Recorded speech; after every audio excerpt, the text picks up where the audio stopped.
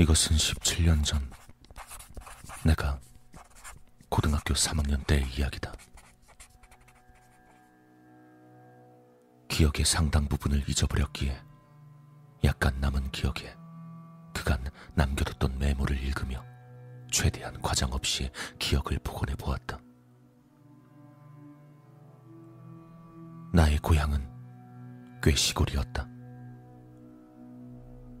기억나기론 논과 산에 둘러싸여서 놀 곳이라고 해봐야 오토바이를 타고 1시간은 걸려야 나오는 노래방 정도뿐이었다. 그런 벽촌에 1991년 어느 신흥 종교단체의 시설이 건립되었다. 건설 예정 단계부터 지역 주민들의 거센 반발에 부딪혔고 우리 부모님도 종종 반대 시위에 참여했었다고 한다. 시장과 현 지사에게 탄원서를 제출하고 지역 언론에 호소해가며 투쟁을 이어갔지만 종교단체 측에서 어떤 조건을 내세우면서 계획은 그대로 강행되었다. 그 조건에 관해선 현지에서도 온갖 소문과 억측이 나돌았는데 아마 인구 감소로 인해 재정 적자에 시달리던 현에 거액을 기부했을 것이라는 게 공통된 추측이었다. 지자체가 돈에 눈이 멀어 주민들의 반대를 무시했다는 것이다. 종교시설은 우리가 사는 지역 가장자리에 지어졌지만 그 부지 면적은 도쿄돔 2~3개는 좋게 들어갈 정도로 어마어마하게 넓었다. 사는 사람도 없이 척박하게 버려진 땅이라 값이 쌌던 게 이유일 것이다. 그 시설은 내가 고등학교 2학년일 때쯤 완공되었다. 그 무렵부터 이미 부모님이나 학교 선생님들은 말씀하셨다. 저긴 가까이 가지 말거라. 무슨 일이 있어도 그쪽 신자들이랑 말을 섞지 마. 이런 식의 주의를 주곤 하셨다. 시설이 완성된 후 나는 반 친구들과 함께 슬쩍 거기를 보러 간 적이 있었다. 주변은 모두 높은 벽으로 둘러싸여 있고 정면엔 거대한 문이 있었다. 그리고 문 양쪽 위에는 마치 귀신 같은 모습에 무서운 얼굴이 새겨져 있었다. 야, 저게 뭐야? 악마교다. 그래, 말로만 듣던 악마교. 그걸 본 친구놈들은 신이 나서 떠들어댔다. 그 때문에 얼마 지나지 않아 우리 학교에선 그 종교를 악마교라던가 귀신단체라는 괴상한 이름으로 부르게 되었다. 가끔 한가할 때면 호기심도 있고 심심부리도 할 겸 그 주변을 자전거로 돌아보는 녀석들도 있었다. 하지만 기묘하게도 그럴 때마다 신자가 되었건 시설 관계자가 되었건 한 번도 사람의 모습을 본 적이 없었다. 그렇게 전혀 인기척도 없는 데다 딱히 문제가 일어나지도 않다 보니 건설 단계에는 시위까지 하며 반대했던 마을 사람들도 점차 그 시설에 대해 관심을 잃어갔다. 고등학교 3학년이 된 후 다들 그 시설에 관해 잊어가고 있을 무렵이었다. 어느 날 같은 반 A가 말을 꺼냈다. 야, 우리 저기 담력 시험 하러 가볼까? 우리 부모님이 그러시던데 악마교 건물에 예쁜 여자가 왔다 갔다 한대. 매일같이 가게에 물건 사러 온다던데. 당시 A의 집은 지역에서 그나마 가장 큰 슈퍼마켓을 운영하고 있었다. A의 말에 따르면 그 악마교 사람들이 매달 2~3만 엔어치씩 쇼핑을 해가서 부모님이 무척 신나 있단 것이었다. 엄마 아빠 말로는 거기 사람들 착하고 좋은 사람만 있대. 야, 별로 무섭지도 않을 것 같은데 같이 한번 가보자.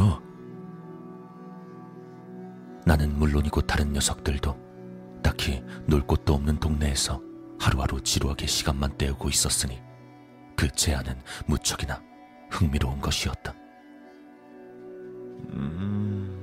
그래? 그럼 한번 가보자. 신이 난 우리들은 한껏 들뜬 분위기가 되어 담력 시험을 하러 가게 되었다. 멤버는 나와 같은 반이던 A, B, C, D 4명과 후배였던 E와 F까지 남자만 7명이었다. 고등학교 3학년쯤이 되면 몸도 다 크고 세상에 무서울 게 없다. 게다가 7명씩이나 있으니 별로 무섭지도 않았기에 다들 가벼운 마음으로 놀러가는 기분이었다. 집합 장소는 시설 근처에 있던 문 닫은 우체국. 내가 도착할 무렵엔 이미 A, B, C와 E는 도착해 있었다. 하지만 그로부터 30분이 지나도록 D와 F가 오지를 않아 결국 우린 5명이서 출발하게 되었다. 우린 시설 근처에 자전거를 세워두고 걸어서 문 앞에 도착했다. 야, 그래도 한밤중엔 좀 무섭다.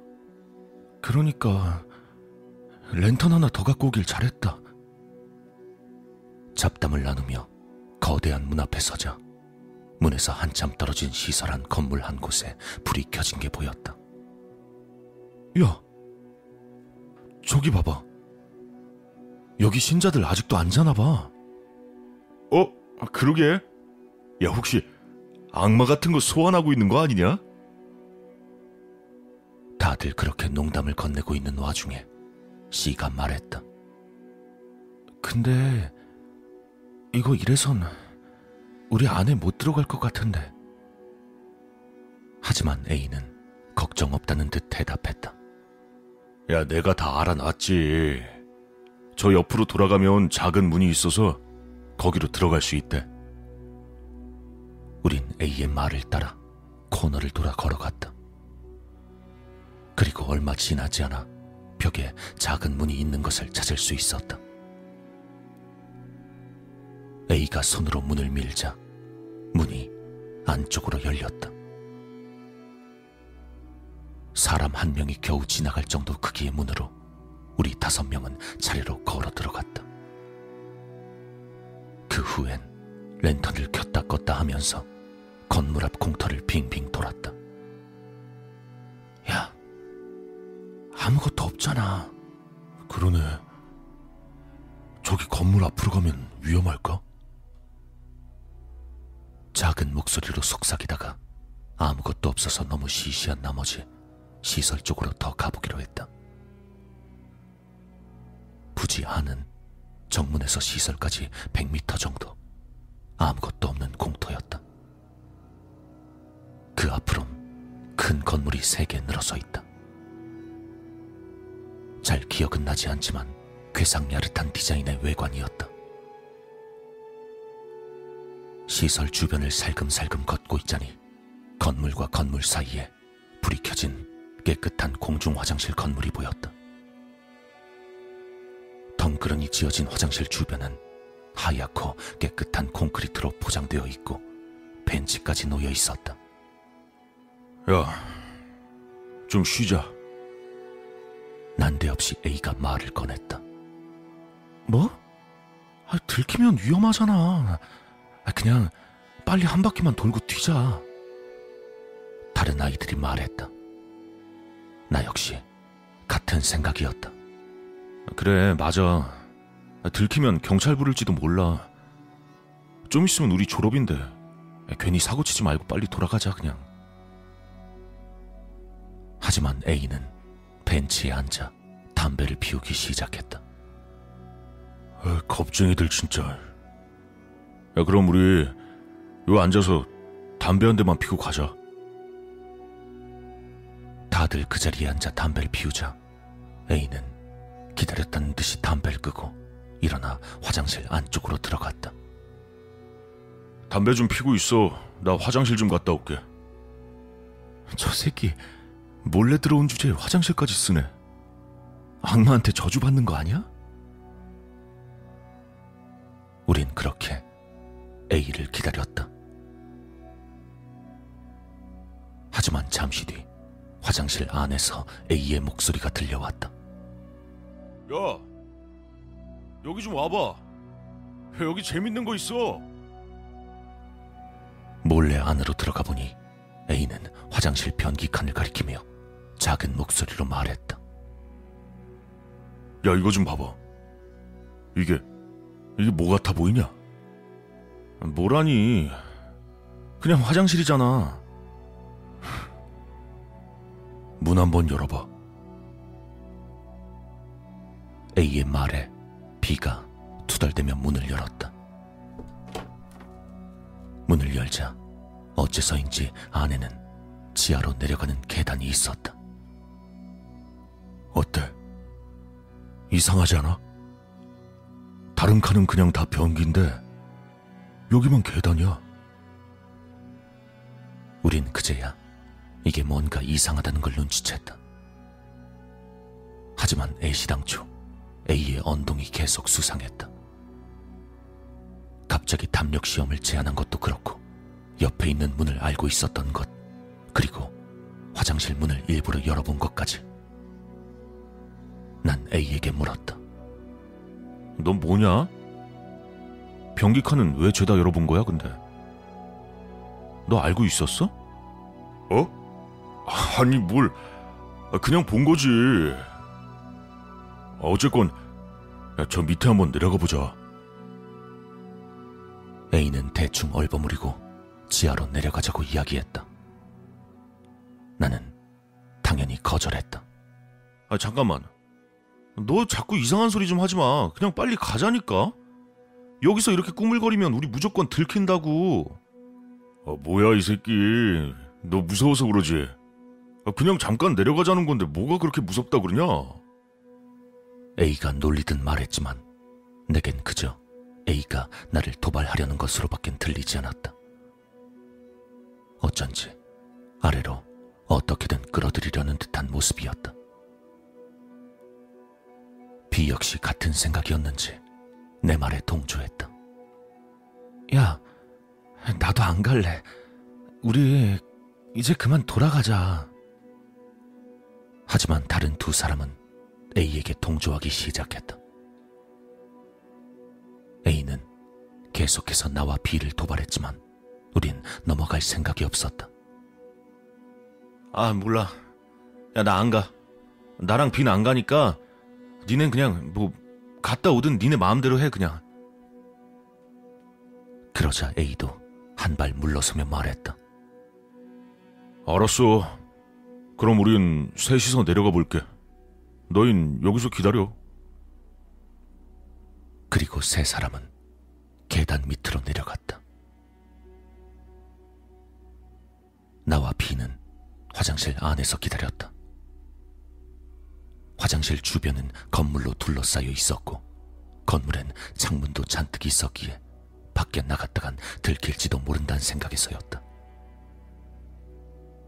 야, 근데 오늘 A 좀 이상하지 않냐? B의 말에 난 고개를 끄덕였다. 그러니까 오늘 좀 이상해 아무래도.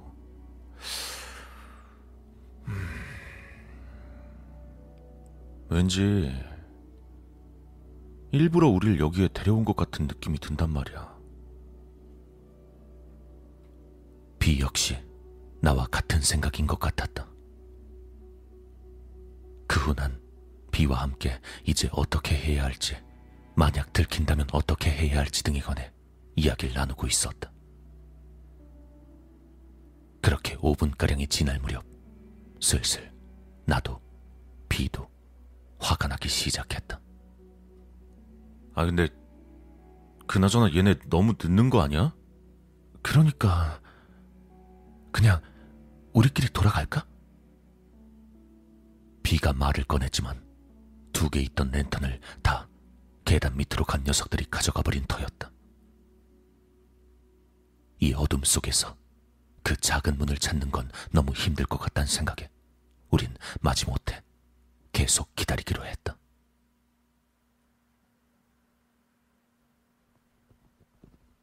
멀리서 발소리가 들려오기 시작했다.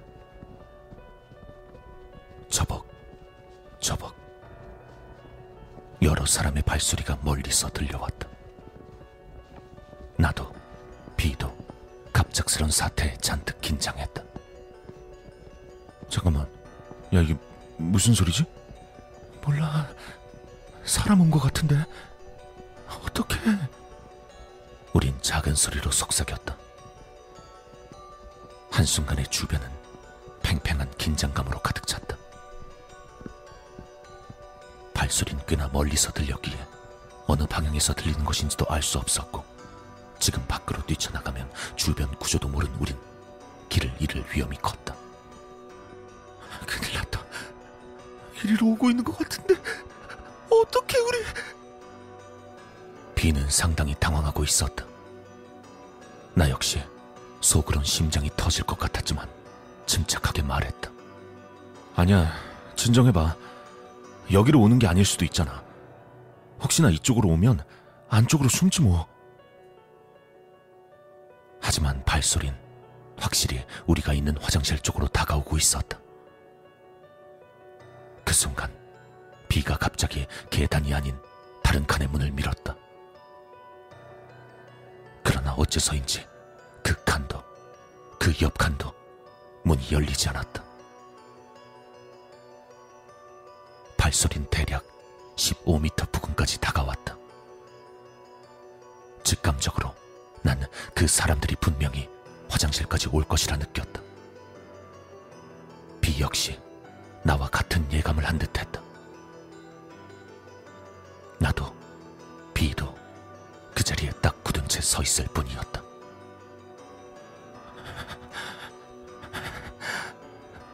어쩔 수 없잖아. 우리 그냥 내려가자. 비의 말에 난 당황하며 반문했다. 뭐? 내려가자고? 너 진심이야? 저 정체 모를 계단으로 내려가는 것만은 너무나도 싫었다. 하지만 화장실 안엔 숨을 곳도 없었고, 뛰쳐나간다 하더라도 어둠 속에선 길을 잃은 채 그대로 잡힐 것만 같았다. 심야의 종교시설에 숨어 들어왔던 특수한 상황 때문에 판단력이 떨어져 있던 것인지도 모른다. 발소리가 화장실 근처로 다가오자 나와 비는 발소리를 죽이고 계단을 내려가기 시작했다. 콘크리트로 된 계단은 의외로 짧아서 10단 정도를 내려가자 바닥이 나왔다.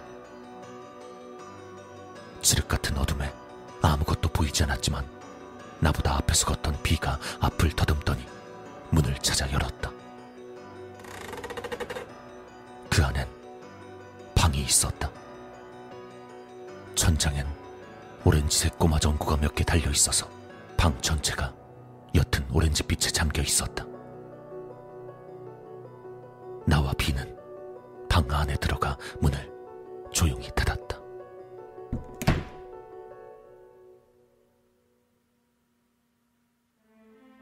방 안을 둘러보니 다담이 15장 정도 크기에 아무것도 없는 콘크리트 방이었다.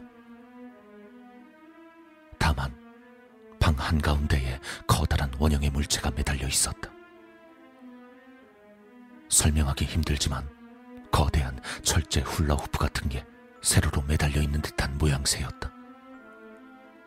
그 훌라후프는 무척 거대해서 방 양쪽 벽에 닿을 정도였다.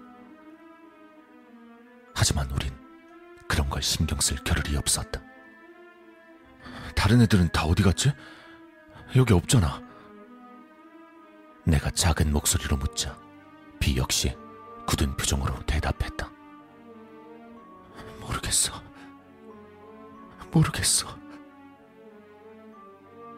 우릴 쫓던 발소린 예상대로 화장실에 들어온 듯했다. 위쪽에서 발소리가 콘크리트를 타고 들려왔다. 우린 계속 움직이지 않고 문 앞에 가만히 서 있을 뿐이었다. 곧이어 뭐라 말하는 것인지 알 수 없는 말소리가 들려왔다. 무언가를 논의하는 것 같기도 하고 저마다 무슨 말을 중얼대는 것처럼 들렸다. 비는 아래로 고개를 떨군 채 눈을 감고 있었다. 얼마나 시간이 흘렀을까? 난 뭔가 즐거운 생각을 하기 위해 당시 유행하던 코미디 프로그램의 내용을 필사적으로 떠올리고 있었다. 그러는 사이 화장실에서 들리던 중얼대는 목소린 서너 명에서 10명가량으로 늘어나 있었다. 저 위에 있는 사람들은 우리가 여기 숨어 있다는 걸 알아차린 게 틀림없다는 생각이 들었다. 무서워서 다리가 벌벌 떨려왔다. 중얼중얼하는 기분 나쁜 말소리에 정신을 잃을 것만 같았다. 그러다 갑자기 목소리가 뚝 그치더니 끼익하고 문이 2개 연속해서 열리는 소리가 들려왔다. 곧이어 다시금 끼익하는 소리가 이어졌다. 그 소리가 화장실 칸을 열어보는 소리란 걸 알아차리자 온몸에 소름이 끼쳐왔다. 잠깐만. 아깐 분명히 잠겨있던 문이 열렸다고? 그러면 애초에 다른 칸들엔 처음부터 사람들이 있었단 거야? 비도 그 가능성을 알아차렸는지 모르겠지만 아깐 분명 문이 잠겨 있었다. 그러니 밖에서 연 게 아니라 안에서 누군가 나온 것이라고 밖에는 생각할 수 없었다. 곧이어 계단을 내려오는 발소리가 들려오기 시작했다. 공포와 인내심의 한계였다. 그 계단을 내려오는 데는 15초도 채 걸리지 않는다. 난 비의 팔을 꽉 잡았다. 그리고 발소리가 계단을 중간쯤 내려왔을 무렵 비가 비명을 내지르며 내 손을 뿌리치고 방 안쪽으로 달리기 시작했다. 그 순간이었다. 비가 둥근 고리안을 향해 점프를 한 순간 비의 모습이 사라졌다. 난 망연자실할 수밖에 없었다. 눈앞에서 비가 사라지는 것을 보며 난 공포 때문에 뭘 어떻게 해야 할지 아무 생각도 할 수 없었다. 문과 훌라후프 사이에서 난 멍하니 서 있었다. 차라리 밖에 있는 사람들에게 사과를 하는 게 낫겠다는 생각이 머릿속을 가득 메웠다. 그때 뒤에서 문이 천천히 열렸다. 그리곤 열린 문틈에서 일부러 그러는 듯 얼굴만이 슬쩍 나타났다. 왕관 같은 걸 쓰고 있는 노인이 얼굴만 내민 채 나를 보고 있었다. 만면에 웃음을 띤 채로. 할아버지인지 할머니인지는 알 수 없었지만 긴 백발에 왕관을 눌러쓴 주름투성이의 노인이 얼굴 가득 미소를 지은 채 나를 보고 있었다. 그 얼굴은 지금까지 한 번도 본 적 없는 아기에 가득 찬 미소였다.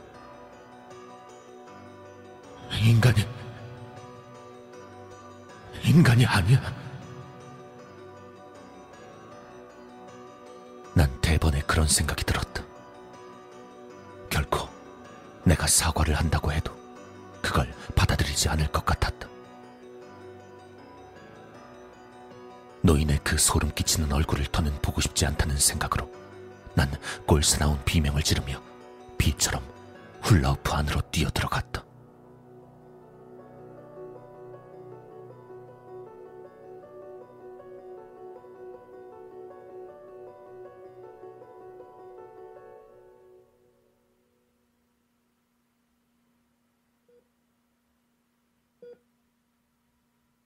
눈을 뜨자 난 병실에 누워 있었다. 머린 멍해서 뭐가 뭔지 하나도 알 수가 없었다.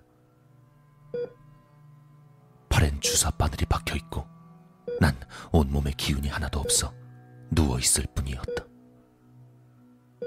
겨우 상반신을 일으키는 데만 해도 3분은 좋게 걸렸던 것 같다. 창밖을 보자 아름다운 노을이 지고 있었다. 방 안에는 나 말고 다른 사람은 없었다.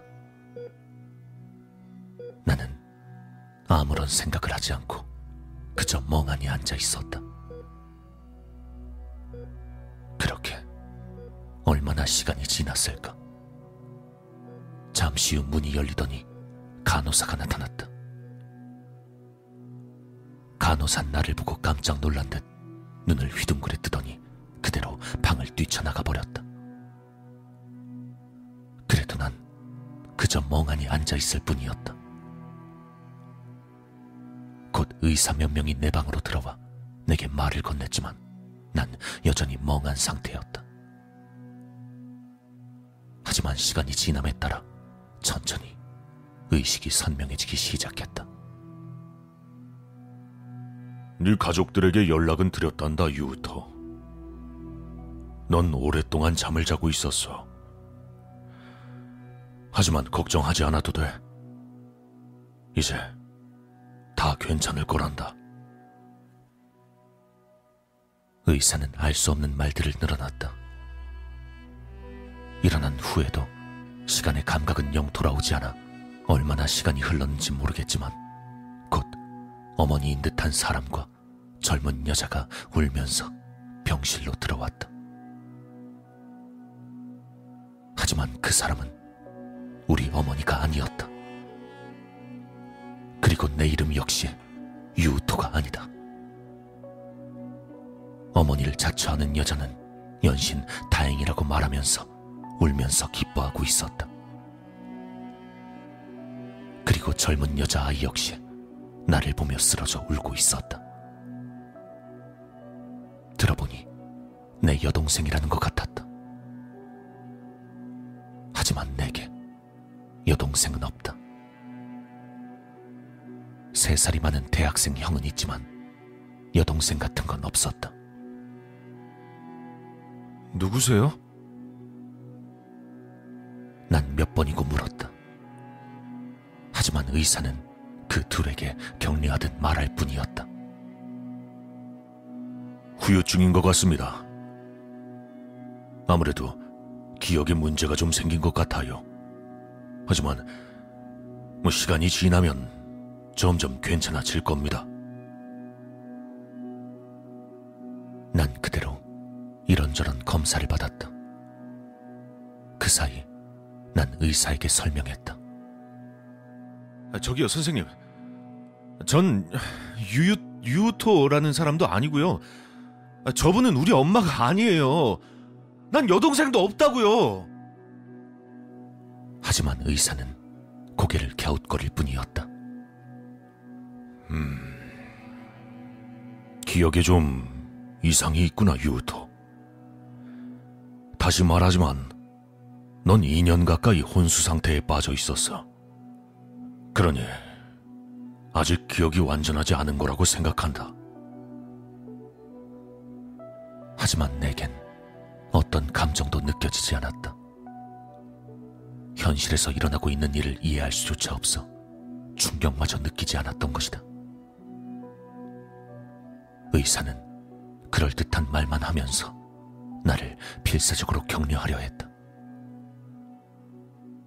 어머니인 듯한 사람은 내가 기억상실증에 걸렸다며 충격에 오열하고 있었다.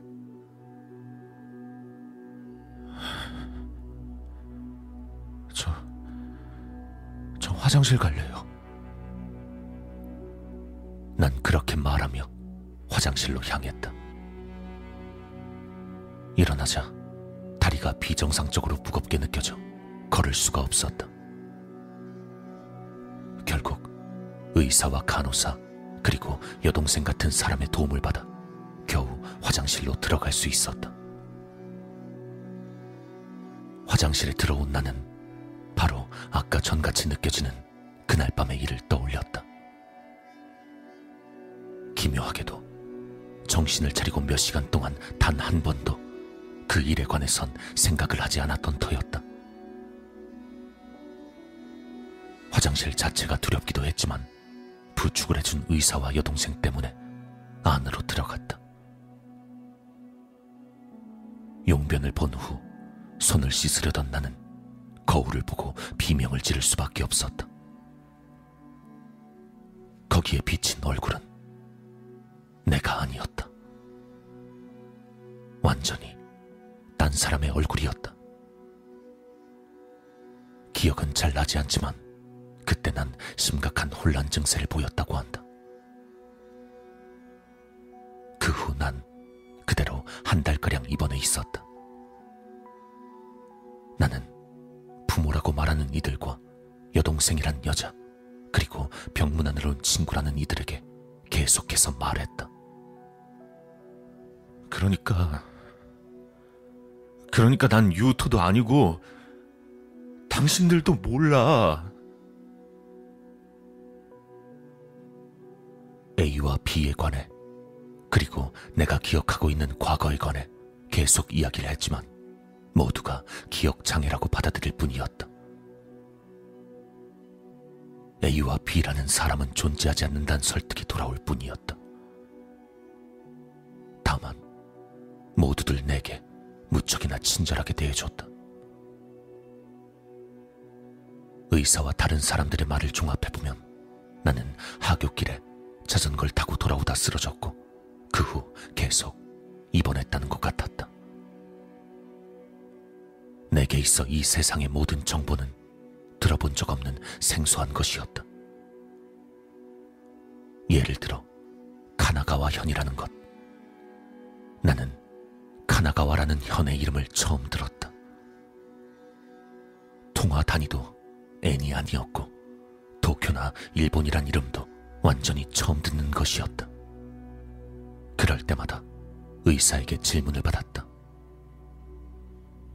유토. 아니, 그래. 네가 유토가 아니라면 말이야.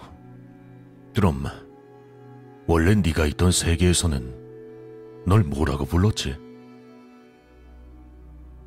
하지만 도저히 떠올리려 해도 기억이 나지 않는다. A의 이름조차 생각나지 않아 같은 반 친구라고 몇 번이고 설명했지만 주변 사람들은 그런 아이는 없다고 고개를 저을 뿐이었다. 그 시설에 들어가 훌라후프 안으로 뛰어든 이야기를 의사에게 몇 번 더 필사적으로 설명했지만 전부 부정당하고 말았다. 유토, 그건 네가 그동안 자고 있을 때 꿨던 꿈일 뿐이란다. 하지만 무섭게도 나 역시 나는 기억상실증에 걸린 것이고 이전에 살던 삶과 세계는 다 꿈이었다고 진지하게 믿어가기 시작했다. 어차피 나에겐 다른 사람의 삶을 살아간다는 선택지밖엔 없었으니까. 퇴원을 하고 난 가족과 함께 집으로 돌아왔다. 부모님은 혹시 기억이 나는지 물어봤지만 처음 보는 집에 처음 보는 거리일 뿐이었다. 난 상담을 받아가며 필사적으로 이 새로운 인생에 순응해 가기로 마음먹었다. 내게 들려오는 단어와 정보는 위화감이 느껴지는 것과 아닌 것으로 나뉘었다. 지명이나 나라의 이름은 전부 처음 듣는 것이었고 역사에 관한 것들도 금시초문이었다.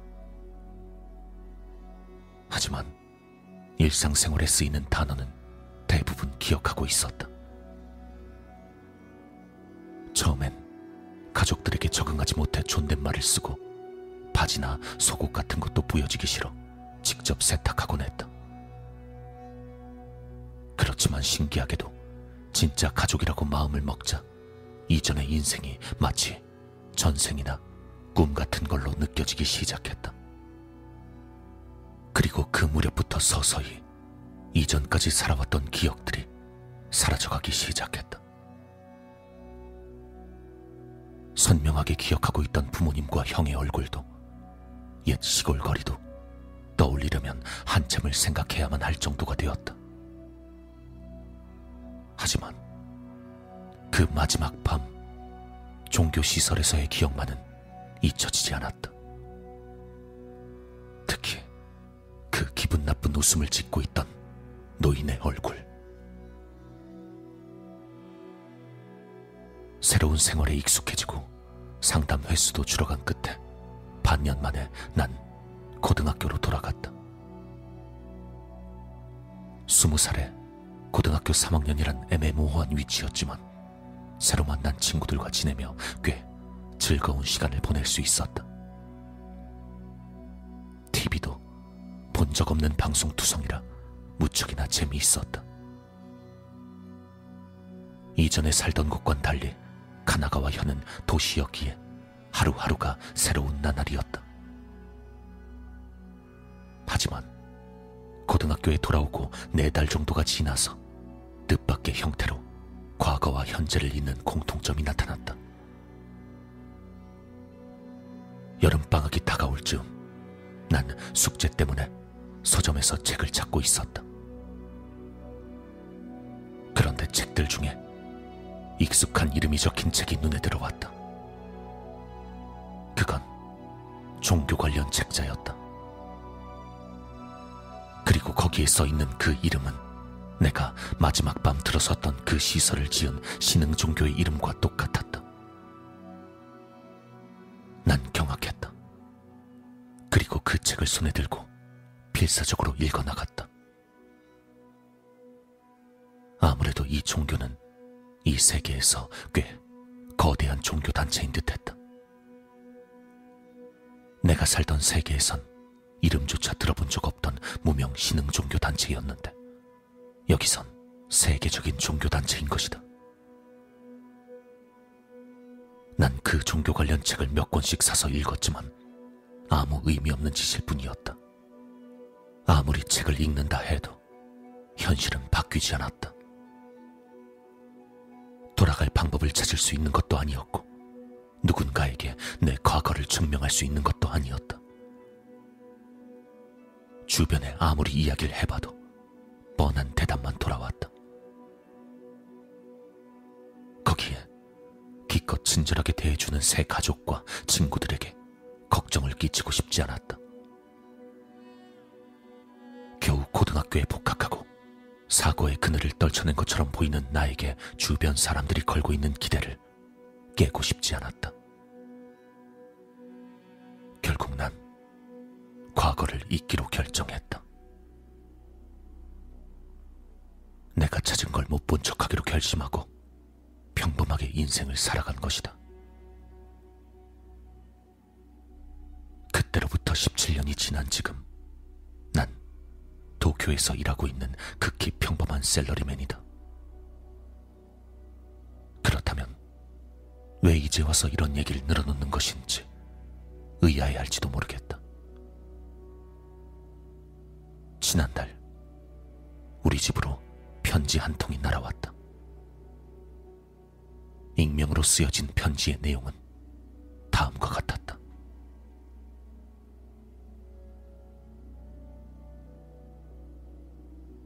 갑작스레 편지를 드리게 돼 죄송합니다. 당신은 아마 날 잘 알고 있을 겁니다. 당신을 찾는데 무척 오랜 시간과 노력이 들었어요. 그리고 당신의 이름은 이란 이름이었습니다. 혹시 기억하시는지요? 나중에 다시 한번 편지 드리겠습니다. 이 편지의 내용은 다른 누구에게도 말하지 말아주시기 바랍니다. 당신의 약혼자에게도요. 부탁드립니다. 거기에 써진 이름을 보고도 내겐 아무런 감정이 느껴지지 않았다. 하지만 분명 과거에 그런 이름이었던 것 같기도 했다. 편지를 보내온 사람에게 이상하게 나는 공포도 기대도 느끼지 않았다. 그저 완전히 남의 일처럼만 생각되었던 것이다. 그리고 그 사람은 지난주 두 번째 편지를 보내왔다. 당신이 알고 있는 내 이름은 입니다. 혹시 기억하고 계십니까? 아무래도 이 세계엔 나와 당신만이 있는 듯합니다. 이번 달 25일 저녁 7시에 당신을 꼭 만나고 싶습니다.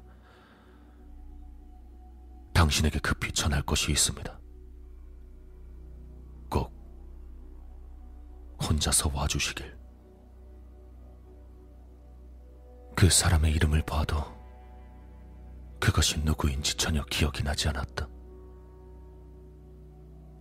하지만 난 그를 만나러 갈 생각이다.